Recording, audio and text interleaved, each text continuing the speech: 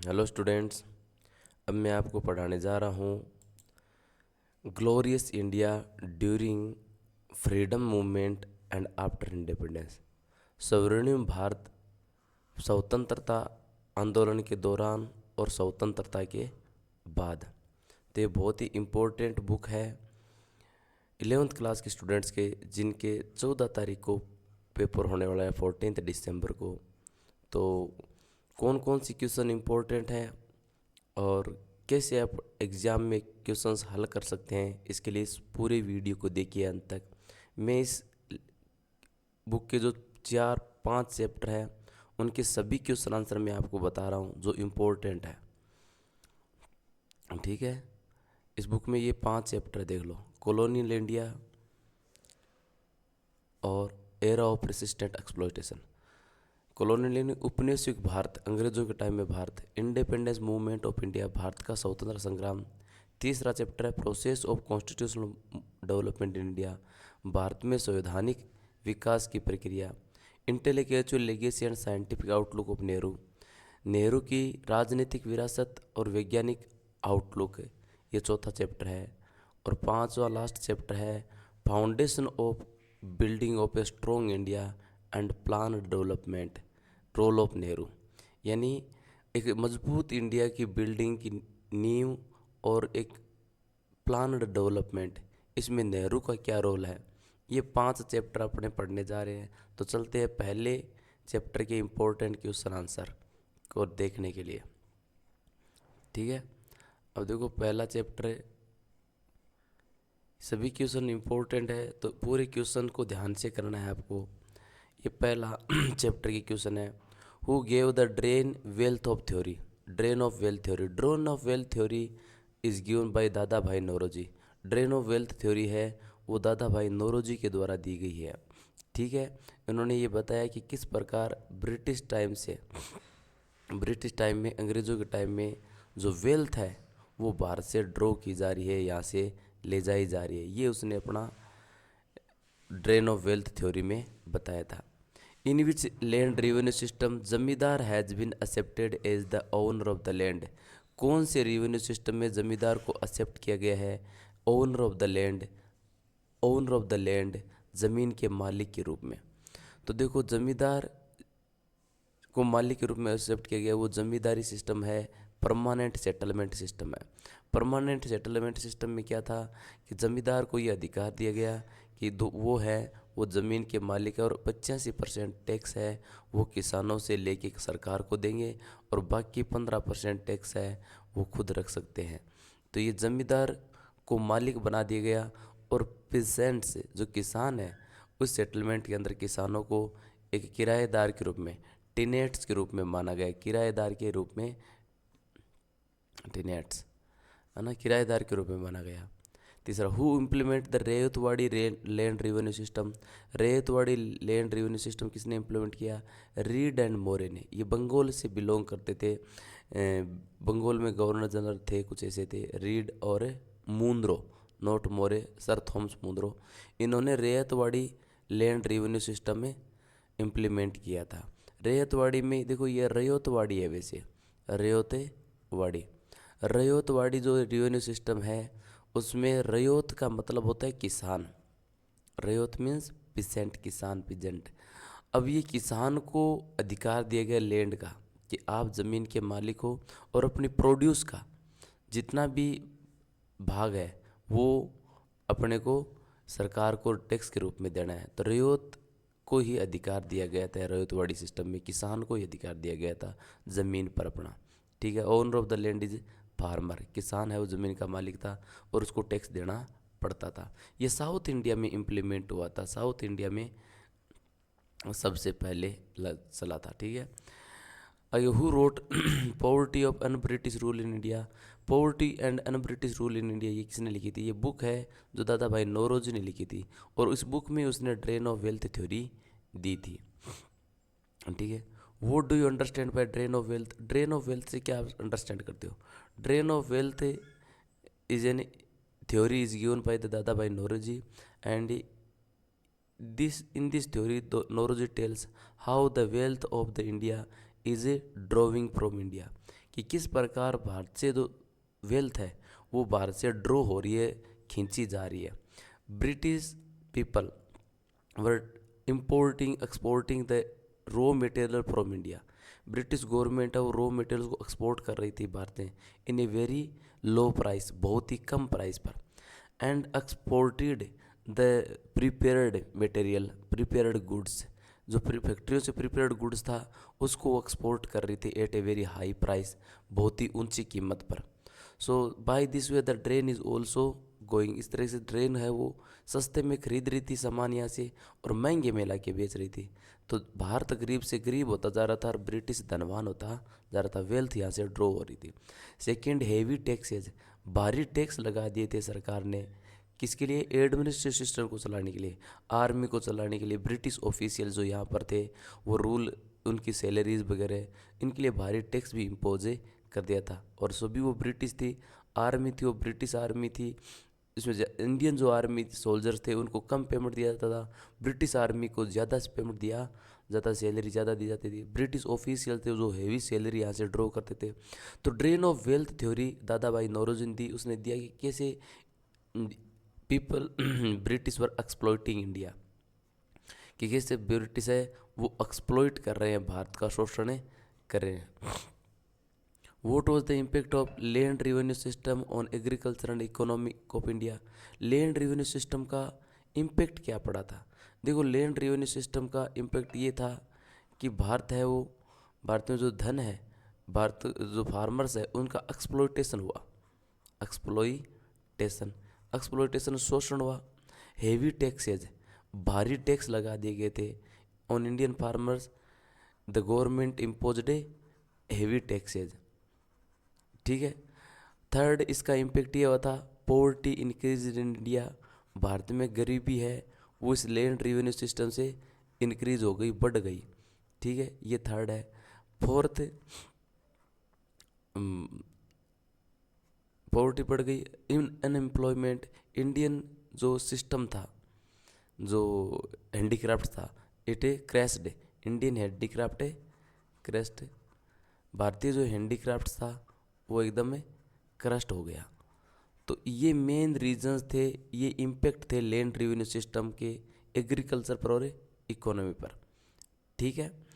अब चलते हैं अगले चैप्टर पर। ये इंपॉर्टेंट क्वेश्चन मैंने आपको बता दिया। दूसरा चैप्टर जिसके important question, movement of Indian movement, भारतीय स्वतंत्रता आंदोलन, ठीक है। तो देखो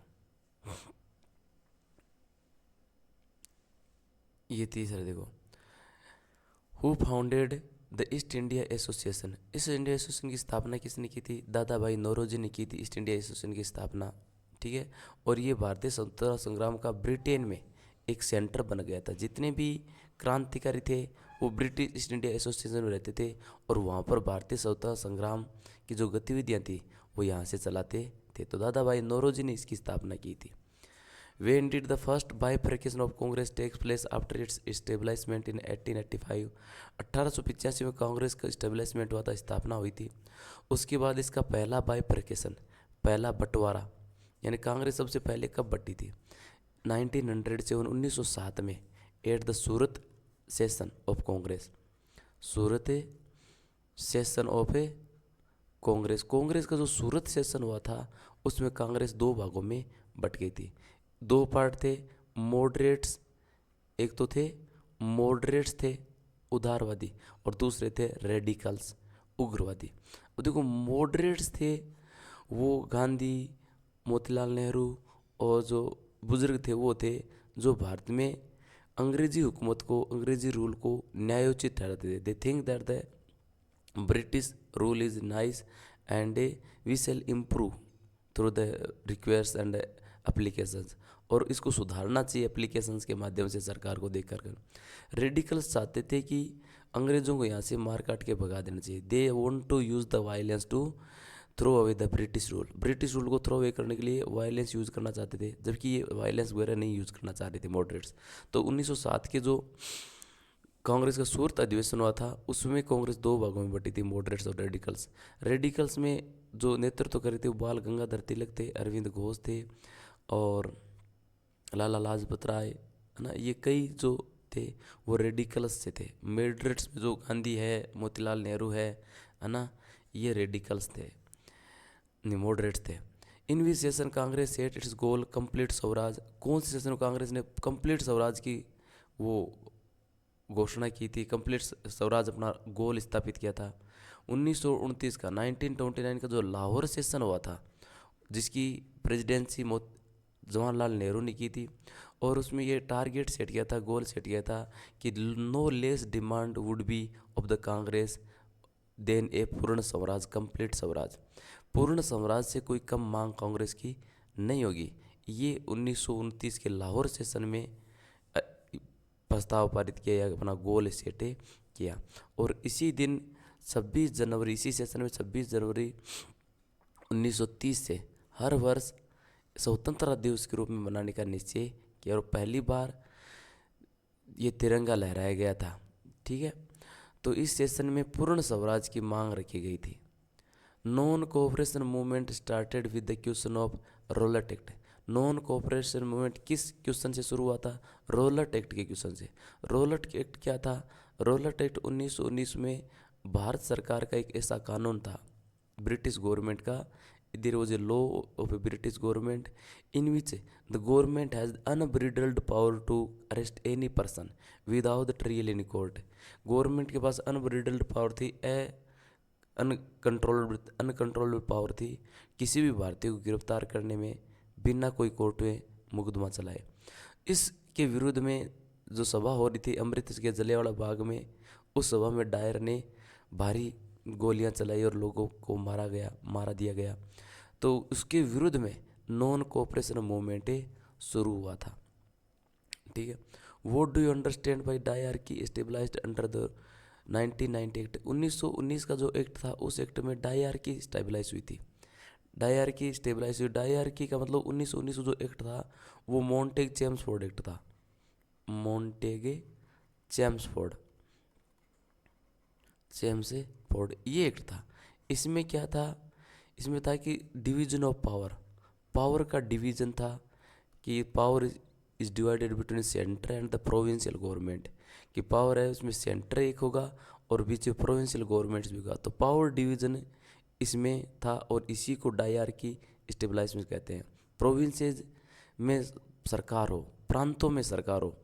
तो इसका सबसे पहले 1919 के एक्ट में मॉन्टेग चेम्सफोर्ड में ये रखा गया था। और यही चीज़ है 1935 के जो एक्ट था, वो इंडिया एक्ट 1935, 1935 एक्ट का ये बेस था 1919 का act. What do you understand by the liberation day. Liberation day से आप क्या समझते हो? Liberation day is an independence day. Liberation day एक प्रकार से इंडिपेंडेंस डे होता है, स्वतंत्रता दिवस से होता है। And it is celebrated every year on 19 दिसंबर। हर वर्ष ये 19 दिसंबर को मनाया जाता है। कि 19 दिसंबर 19 समथिंग में Goa become freed through the operation Vijay. Goa है उसको फ्री किया गया था from the Portuguese rule for the 450 years. Portuguese rule 450 सालों का जो पुर्तगाली शासन था, उस शासन से गोवा को फ्री किया गया था। और इस जो फ्री करने के टाइम में जो मिशन यूज हुआ वो था ऑपरेशन विजय। तो ऑपरेशन विजय से गोवा को पोर्टुगीज रूल से फ्री किया गया था। और इसी दिन 19 दिसंबर के दिन फ्री किया था। तो हर वर्ष 19 दिसंबर को लिबरेशन डे मनाया जाता है। What were the major proposals of the Cripps mission? Cripps mission came to in India in 1942। Cripps mission Bharat में आया था, वो 1942 में आया था। And at the time there was the second world war started. Second world war शुरू हो गया था। Cripps mission came to in India in 1942। Cripps mission है वो 1942 में आया था। ठीक है, I am going to tell you. Cripps mission came to India 1942 and what was the main proposals. के कौन से प्रोपोजल्स थे, वे क्या चीज़ें वो लेके आया था। तो ये भारतीयों को लुभाने का एक तरीका था कि जैसे ही अंग्रेजों ने इस प्रस्ताव में रखा कि as soon as the world war ended we shall give you dominion status, कि जैसे ही युद्ध खत्म होगा तो हम डोमिनियन स्टेटस देंगे आपको, यानी स्वराज दे देंगे, आप भारतीयों को भारत सौंप देंगे। ये ब्रिटिश गवर्नमेंट डोमिनियन स्टेटस की बात इसमें थी। और इसमें ये था कि जो देसी रियासतें हैं, प्रिंसली स्टेट्स है, जहाँ पर राजा रियासतें हैं, प्रिंसली स्टेट जहाँ राजा राज्य कर रहे हैं, वो स्वतंत्र रहेंगे to accede any union, Indian union, और दे में रिमेन फ्री, कि वो भारतीय यूनियन में शामिल हो सकते हैं और वो फ्री भी रह सकते हैं। तो उनको फ्री रखने की बात रखी गई थी, ठीक है। और इसके बाद क्या होगा, उन्होंने कहा कॉन्स्टिट्यूएंट असेंबली बनाई जाएगी, कॉन्स्टिट्यूएंट असेंबली, कॉन्स्टिट्यूएंट असेंबली संविधान निर्मात्री सभा बनाई जाएगी, और that was elected from the provinces, और वो प्रोविंसेस से इलेक्टेड होगी, प्रांतों से इलेक्टेड की जाएगी, और उसका काम होगा संविधान बनाना, और उसमें वो भारत है वो अपना संविधान खुद बना सकते हैं। तो ये मेन बातें थी 1942 का जो क्रिप्स मिशन था, उसे मिशन में डोमिनियन स्टेटस, प्रांतों को सहायता कि वो चाहे तो स्वतंत्र रह सकती है और इंडियन यूनियन में शामिल हो सकती है, कॉन्स्टिट्यूंट असेंबली का निर्माण करना, ये क्रिप्स मिशन की मुख्य बातें थी। Next explain the swadeshi movement, swadeshi movement को एक्सप्लेन करो। देखो स्वदेशी मूवमेंट उस time started led by the Gandhi ji के द्वारा स्वदेशी मूवमेंट लगाया गया था, शुरू किया था। उसका मेन उद्देश्य था बायकाट ब्रिटिश गुड्स, कि जो ब्रिटिश गुड्स है उसका बायकाट करो, फॉरेन जो क्लोथ्स है, फॉरेन जो मटेरियल्स है, उसको कोई भी भारतीय नहीं खरीदे। एंड सेकेंड, अडोप्ट द स्वदेशी मेड थिंग्स, उसकी जगह स्वदेशी मेड थिंग्स अडोप्ट करने, स्वीकार करने। तो बायकाट करना और स्वदेशी चीज़ें खरीदना, ये दो चीज़ें स्वदेशी मूवमेंट में थी। What was the role of Mahatma Gandhi in national movement, national movement में महात्मा गांधी का क्या रोल था। देखो नेशनल मूवमेंट में महात्मा गांधी का बहुत बड़ा इंपॉर्टेंट रोल था। ही यूनाइट द होल इंडिया, उसका पहला यही कारण था कि यूनाइट द होल इंडिया, पूरे भारत को उसने यूनाइट किया था। अब देखो यूनाइट में ई आता है, ये वर्ब है यहाँ पर, पूरे भारत को यूनाइट करना। दूसरी, ही स्टार्टेड सत्याग्रह उसने शुरू किया था, सत्याग्रह के माध्यम से उसने आज़ादी दिलाई थी, ठीक है। और तीसरा, उसने नॉन कोऑपरेशन मूवमेंट शुरू किया था। नॉन कोऑपरेशन यानी उसने कहा था कि भारतीयों को सहयोग नहीं करना है अंग्रेज़ों के किसी भी हालत में। चौथा, उसने सॉल्ट सत्याग्रह शुरू किया। सॉल्ट सत्याग्रह उसने क्या किया, नमक कानून ने तोड़ा था, सत्याग्रह, सॉल्ट सत्याग्रह। फोर्थ, सिविल डिसओबीडियंस मूवमेंट, सविनय अवज्ञा। सविनय अवज्ञा का मतलब होता है कि किसी भी तरह से कानून की अवहेलना करनी है, कानून का पालन नहीं करना है। और लास्ट में एक आंदोलन शुरू हो गया था जिसमें भारत अंग्रेज़ों को छोड़ के जाना पड़ा, वो है quit India movement. Quit India movement Bharat को जो लीडरशिप देने का काम था, मूवमेंट है वो गांधी ने किया। India was divided at the time, there were the princely states and the free rulers were ruling over that. Gandhi was the first person who unite the whole princely states and India united. गांधी ने पहली बार पूरे भारत को एक किया था, ये गांधी का महत्वपूर्ण रोल था। विदाउट गांधी इजंट पॉसिबल, ये पॉसिबल ही नहीं था, ठीक है। तो ये थे दूसरे चैप्टर के इंपॉर्टेंट क्वेश्चंस। अब चलते हैं तीसरे लेसन में।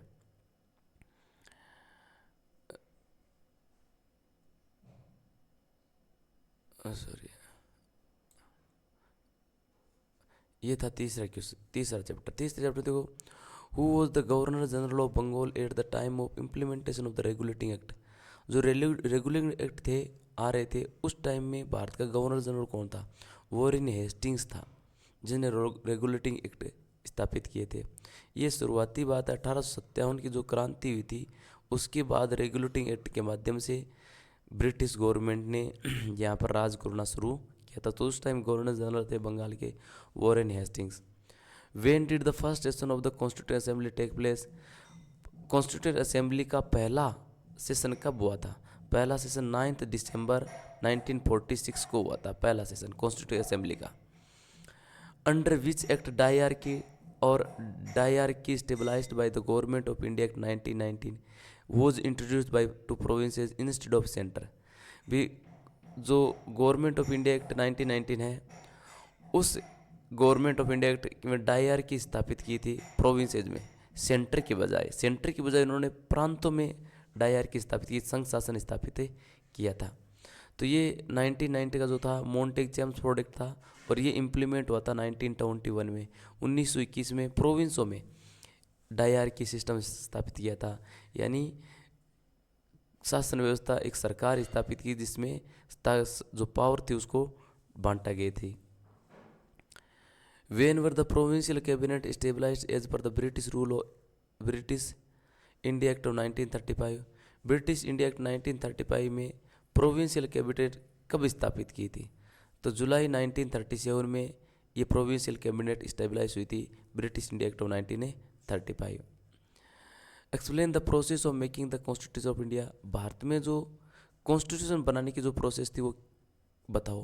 देखो, कॉन्स्टिट्यूशन बनाने की जो प्रोसेस थी उसमें सबसे पहले था कॉन्स्टिट्यूट असेंबली। जैसे ही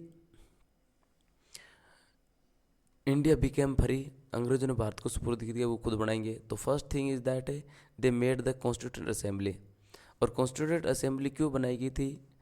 constitute assembly is to make to constitute the constitution, संविधान को बनाने के लिए असेंबली बनाई गई थी। और इसके जो सदस्य थे वो इलेक्टेड मेंबर्स थे, प्रोविंसेस से, प्रांतों से चुने हुए सदस्य थे, वो कॉन्स्टिट्यूट असेंबली में थे। ठीक है। इसके बाद रिजोल्यूशन एक्ट, रिजोल्यूशन पास किया गया था, है ना। ऑब्जेक्टिव रिजोल्यूशन होता है भाई संविधान की क्या उद्देश्य है, ऑब्जेक्टिव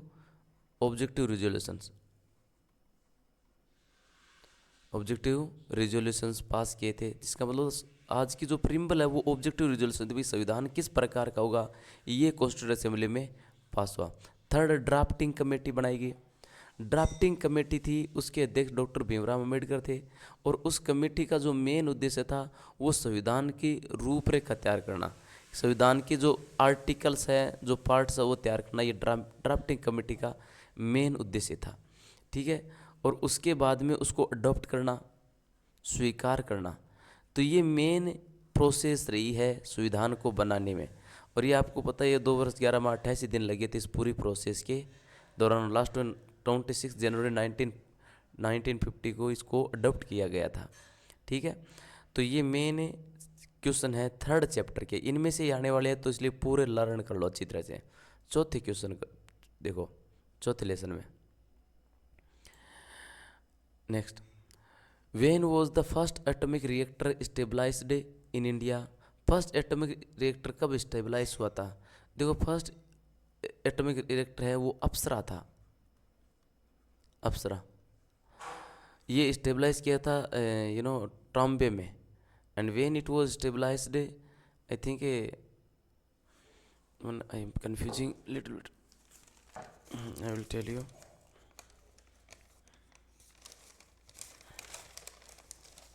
अप्सरा रिएक्टर स्थापित हुआ था 1956 में।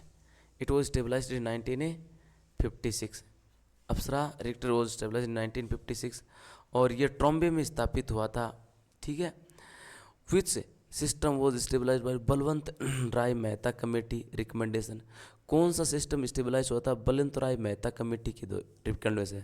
Panchayat raj system. Panchayat raj system Balwant Rai Mehta committee में हुआ, और ये भारत में सबसे पहले नागौर में 2 अक्टूबर को ये इसको इम्प्लीमेंट किया गया था, है ना, भारत सरकार के द्वारा। नागौर के बगदरी गांव में पंचायत व्यवस्था शुरू की थी 2 अक्टूबर को। ठीक है। और ये जो पंचायत राज है वो बलवंत राय मेहता समिति की सिफारिश थी। When was the planning commission stabilized? Planning commission was stabilized in 1950 by Nehru ji के द्वारा। Pandit Jawaharlal Nehru first prime minister of India, he stabilize the planning commission. And what was the main role of planning commission? Planning commission का main role ये था to implement the 5 year plans, 5 year plans को implement करना, 5 year plans को लागू करना, और planning बनाना कि किस प्रकार से भारत में बजट को लगाया जाए और किस प्रकार की व्यवस्थाएं हो। ठीक है। Who wrote the whither India? Whither India को किसने लिखा? Pandit Jawaharlal Nehru wrote this book. Pandit Jawaharlal Nehru ने इस बुक को लिखा था। Explain the theory of Panchsheel? Panchsheel की थ्योरी आप एक्सप्लेन कीजिए। Panchsheel theory was given by the Pandit Jawaharlal Nehru and it was the very useful for the international matters. बहुत ही इंपॉर्टेंट थी इंटरनेशनल मैटर्स में। देखो इसमें पंचशील थ्योरी में कौन कौन से 5 सिद्धांत थे जिनको उसने बताया कि भी ये फॉलो किए जाने चाहिए ताकि द्वंद्व या झगड़े बचे। एक तो म्यूचुअल रेस्पेक्ट, कि सभी द वर्ल्ड के सभी जो देश है वो आपस में म्यूचुअली एक दूसरे की रेस्पेक्ट करे, आदर करे। म्यूचुअल रेस्पेक्ट के बाद mutual non aggression. Non aggression का मतलब होता है कोई दूसरे पर आक्रमण करने की ओर एग्रेसिव न रहे, रेस्पेक्ट करे। तीसरा उसने सिद्धांत दिया था mutual non interference. Mutual non interference, non interference का मतलब होता है कि कोई भी देश दूसरे देश में इंटरफेयर न करे, नॉन इंटरफेरेंस ये था। चौथा था equality and mutual benefit. Equality यानी सभी समान है, इक्वालिटी, एंड क्या करना, म्यूचुअल बेनिफिट, पारस्परिक लाभ, यानी हर देश एक दूसरे का बेनिफिट ले, लड़ाई के बजाय फायदा उठाए। And fifth is the peaceful coexistence. Peaceful coexistence का मतलब होता है शांतिपूर्ण सह अस्तित्व है, यानी सभी का अस्तित्व बना रहे। तो इस टाइम देखो नेहरू प्रधानमंत्री थे तो सेकेंड वर्ल्ड वॉर एंड हुआ था और संसार के देशों में आपस में वैमनस्य था। तो इस पंचशील सिद्धांत है जो नेहरू ने दिए थे, ये 5 सिद्धांत दिए थे, उनका यूज करते हुए विश्व में शांति स्थापित की जा सकती थी कि सभी each country shall respect each other. कोई भी देश बड़ा नहीं है, कोई छोटा नहीं, सभी रेस्पेक्ट करे। No country shall attack on other country, कोई भी देश दूसरे देश में अटैक नहीं करे। नो इंटरफेरेंस, कोई प्रकार से इंटरफेरेंस करे in the internal matters. No country shall interfere in the internal matters of any country, किसी देश के इंटरनल मैटर्स में वो इंटरफेयर नहीं करे। सभी देश इक्वल है, छोटे बड़े कोई भी हो। म्यूचुअल बेनिफिट एंड देश will take the mutual benefit of that and the business is and व्यापार स्थापित किया जाना चाहिए। पीसफुल कोएग्जिस्टेंस, शांतिपूर्ण सहस्तित्व रहे, यानी सभी शांतिपूर्ण रहें एक दूसरे का सहयोग करते हुए। तो ये नेहरू ने पंचशील सिद्धांत दिए थे। जो लास्ट चैप्टर उसको मैं पढ़ाने जा रहा हूँ कि क्या है लास्ट चैप्टर में।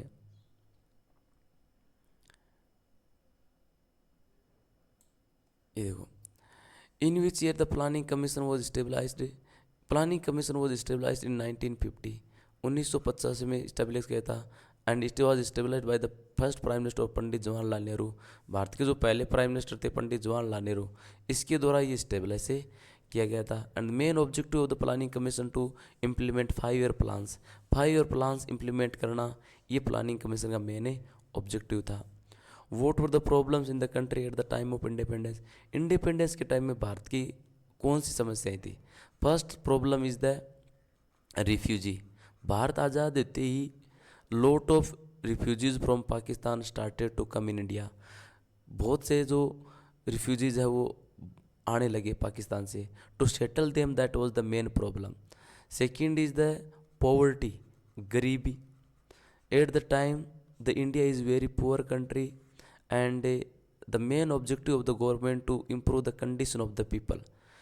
अबाउट कितने परसेंट लोग प्योर पॉवर्टी में थे, 80% people were under the poverty line भारत में, ठीक है। और सेकेंड थर्ड मान लो प्रिंसली स्टेट्स।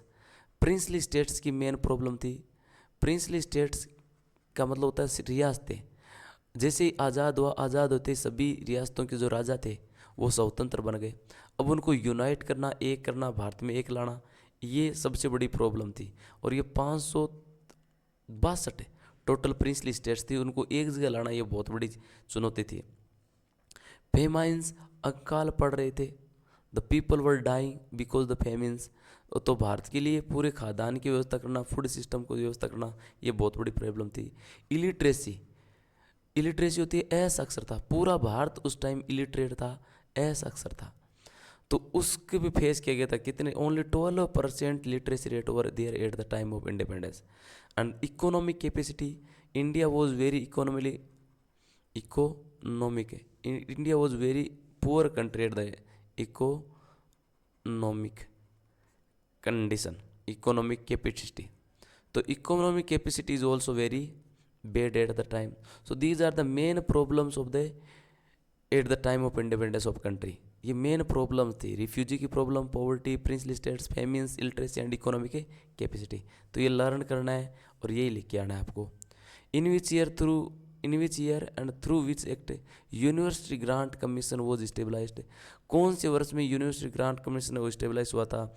यूजीसी है यूनिवर्सिटी ग्रांट कमीशन, वो 1953 में स्टेबलाइज हुआ था. 1953. यूजीसी क्या है? देखो, यूजीसी है वो एक commission for the higher education in India. Bharat में जो हायर एजुकेशन है, यानी 12th के पास जो कॉलेज एजुकेशन है, यूनिवर्सिटी जो एजुकेशन है, वो है यूनिवर्सिटी ग्रांट कमीशन. और इसको स्टेबल 1953 में किया गया था. इसका मेन ऑब्जेक्टिव क्या है इस कमीशन के? To control and coordinate the universities of the India. भारत की जो यूनिवर्सिटीज़ है उनको कंट्रोल कोऑर्डिनेट करना, और इसके अलावा रूल्स लगाना, और जो यूनिवर्सिटीज़ है उनको स्टेबलाइज करना, उनको बनाना. हायर एजुकेशन में जितने भी रूल्स और रेगुलेशंस है वो यूनिवर्सिटी ग्रांट कमीशन से पास होते हैं, और इसकी स्थापना 1953 में हुई थी. Describe the achievements of the 5 year plans. 5 year plan जो नेहरू ने शुरू किए थे प्लानिंग कमीशन के बाद, उसके मेन अचीवमेंट्स क्या है? मेन अचीवमेंट्स इसके ये हैं कि इकोनॉमिक ग्रोथ हुई थी. इसमें इकोनॉमिक ग्रोथ हुई थी, आर्थिक रूप से ग्रोथ हुई थी. एम्प्लॉयमेंट बढ़ा था. भारत में रोजगार बढ़े थे 5 ईयर प्लान्स के माध्यम से. जितने भी बेरोजगार थे लोगों को रोजगार मिला था. एग्रीकल्चरल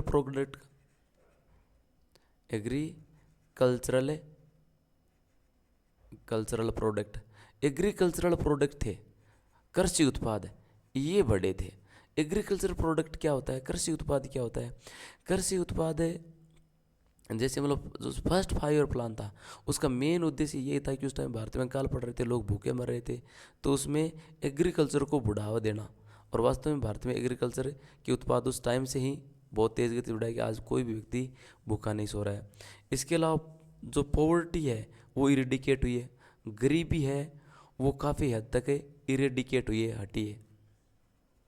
गरीबी का उन्मूलन हुआ है 5 ईयर प्लान्स के माध्यम से. ठीक है. और इन्फ्लेशन को कंट्रोल है, महंगाई पर कंट्रोल किया गया है. इन्फ्लेशन होता है महंगाई. तो these are the main achievements of 5 year plans. तो ये थे 5 चैप्टर्स के क्वेश्चन आंसर. ये आप लर्न करके जाओगे, पक्का आप अच्छा पेपर करके आओगे. Hope you will enjoy. Okay. और मेरे चैनल को सब्सक्राइब कर लीजिए, आगे की बहुत अच्छे अच्छे वीडियो में पेपरों के डालने वाला हूँ. Thank you.